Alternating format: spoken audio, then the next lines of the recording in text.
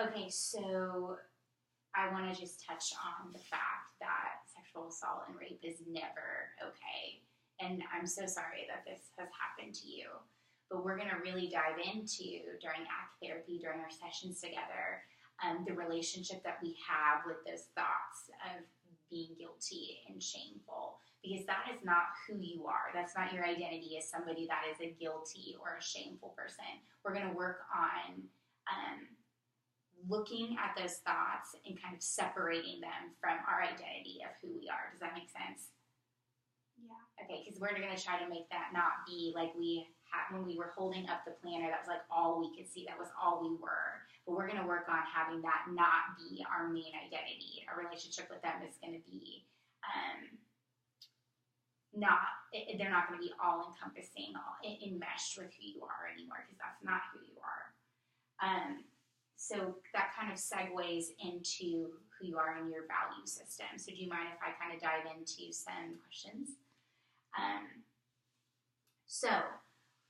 What really matters to you deep in your heart?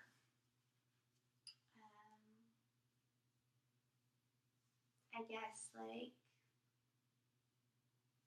I don't know, my religion, my family,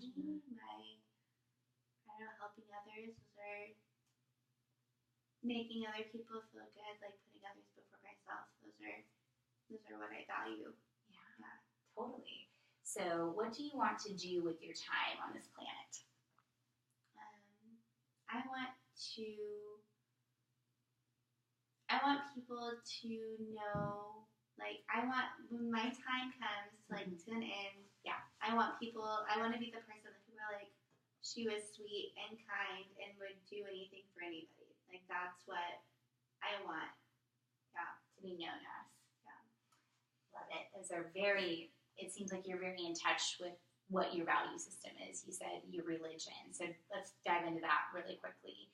What is your religion? Church of Christ, Christian. Excellent. And you've grown up your whole life with that? Mm-hmm. Is your family religious? Mm-hmm. So it's kind of a huge part of how you view yourself, who you are, what your morals, ethics are, is in religion. Okay. So to kind of further describe to me and to you, mainly to you, what your values look like in this therapy, I'm going to have you fill out what I like to call this is what it's called, the bullseye worksheet. And what this is going to determine and gauge is 4 different things. It's going to be your work and education. So that includes workplace, career, education, skills development, etc. Then it's going to gauge your relationships, which includes your partner, children, parents, relatives, friends, co-workers. You kind of get the vibe there.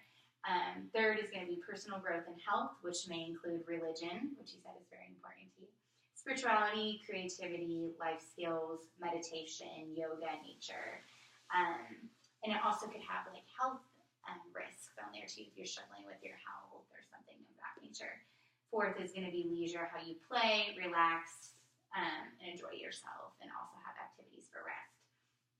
So basically what you'll do on the bullseye is you'll make an X in each of the areas to the dartboard to represent where you stand today. So this is where you want to stand. Like obviously the dart wants to be in the center, but you're going to put where you feel like right now you are in each of these areas. Does that make sense?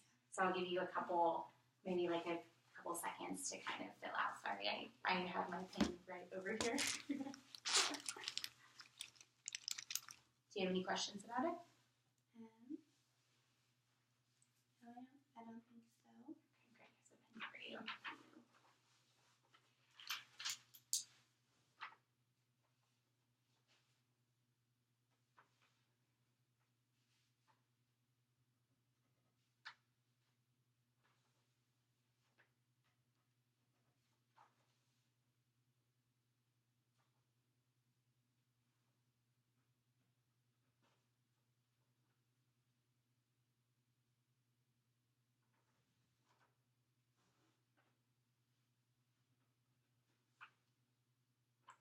Okay, awesome. Fill that out quick, girl. Okay, so if we want to just go over this, and again, we can kind of use this as a basis for the rest of our sessions, but it looks like for leisure, you feel like you have some room that you want to improve in. Is that correct? You kind of want to, what does that look like for you? What do you want? Do you want to do more leisure, less leisure?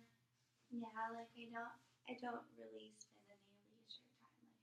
Like I don't really even know what to do when I do have time to do that. Okay. Is there something as far as playing or relaxing or activities that you enjoy doing in your past? Yeah, like I really like to go camping, and I really like to travel. Like just like you're sitting down and having a game night with people. Okay. Yeah. Well, maybe that can be another one of our goals as far as leisure goes, to maybe make a game night, once a month or something with your friends to kind of help get that towards the bullseye, which is what we're wanting for your life and what is possible. It looks like, as far as work and education go, you feel like you're pretty close to the bullseye. Why do you feel like that's pretty close for you? Well, I'm a really hard worker, so I have a job managing a counseling center right now. That's excellent. I do a lot of work like with the church. Like I'm a hard worker, and I'm pursuing school. Like I'm doing what I can do at this point. Yeah, absolutely. That sounds great. As far as personal growth and health, it's closer to the bullseye than the leisure. But what are some ways that you want to improve in that area? Like physical health, I feel like I do pretty well in. Yeah. Like I'm doing like the Zumba and stuff. But I don't know. I could work on more mental health. Like that's what I need help in. That's where I can grow in. Yeah, well, girl, you are in the right place. If that's where we're wanting to grow in, we can do it together. And then it says on here that it's kind of in the last furthest area that it can be on relationships. Why did you put that there? Well, I don't have any like close friends right now. Like, the guy that I was with, they stopped talking to like a lot of friends, and so I came to college and didn't have any friends to begin with, and I still haven't really made any. I'm really not close with my dad at all. Like, we don't get along, we fight a lot. And I just like, I'm really close with my mom, but I also like don't feel like I could tell her like what's been going on. Yeah.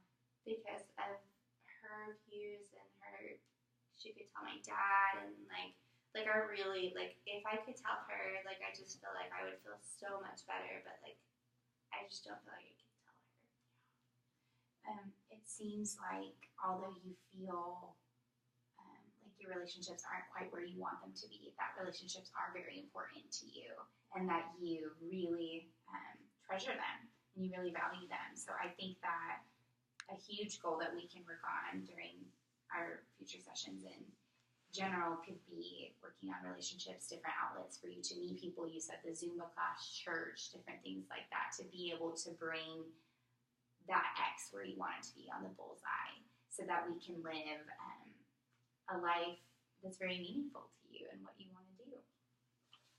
So that is just called the bullseye exercise. We'll hold on to that. I wanted just to touch on really briefly, we don't have to go into a lot of detail about how many sessions you're looking to do in ACT therapy. Is it more of a short-term thing or a long-term thing for you? I mean, if I could be better and not have to come to therapy, likely as soon as possible, like that'd be ideal. Okay. Absolutely. Well, we can do, we can kind of edit what these sessions look like, and maybe we could do a goal of maybe having 4 sessions over the next 2 months. How do you feel about that? Yeah, that sounds good. Okay, great. We can schedule that after. But overall, we're going to just be really working on having a lot of contact with the present moment, and we're going to work on a lot of mindfulness. And for homework, I don't like to use the word homework because that kind of makes people run from the hills when I say homework.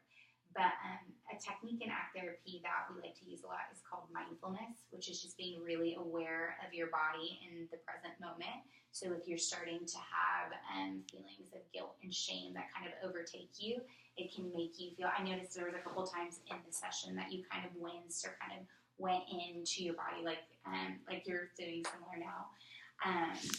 Mindfulness techniques might be very helpful for you to be able to center yourself and be fully present, to kind of realize that this is a thought that I'm having, this isn't defining who I am. It's kind of just learning to live with this floating thought and as it floats out, if that makes sense. So what I encourage my clients to do is you basically sit up as straight as you can, and you have both your feet on the ground so it can kind of level you and make you feel centered. And to close your eyes. You can do it with your eyes open, but I highly recommend closing your eyes to make you not as distracted if you're like me.